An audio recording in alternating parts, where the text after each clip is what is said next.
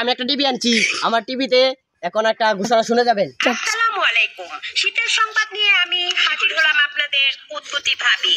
প্রথমেই রয়েছে বিবাহিত পুরুষদের জন্য সরকারের পক্ষ থেকে সতর্ক বার্তা। অতিরিক্ত ঠান্ডা তীব্রতার কারণে ঘরের বউকে সকাল 10টার আগে ঘুম থেকে জাগানো যাবে না। 10টার পর দুপুর 2টার মধ্যে বউকে গুড মর্নিং বলে আলতোভাবে ঘুম ভাঙাতে হবে।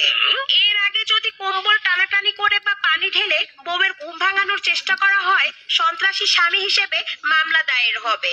এবার দ্বিতীয় সতর্ক বার্তা, বউয়ের কম্বলের ভিতরে ঢুকে যখন তখন অহেতুক নড়াচড়া করা যাবে না, তাহলে শারীরিক টর্চারের মামলা দায়ের করা হবে।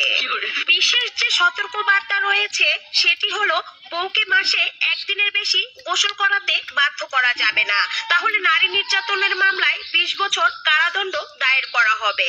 এখন নেব বিরতির পর নিয়ে আসবো ব্যাচেলরদের খবর। ধন্যবাদ।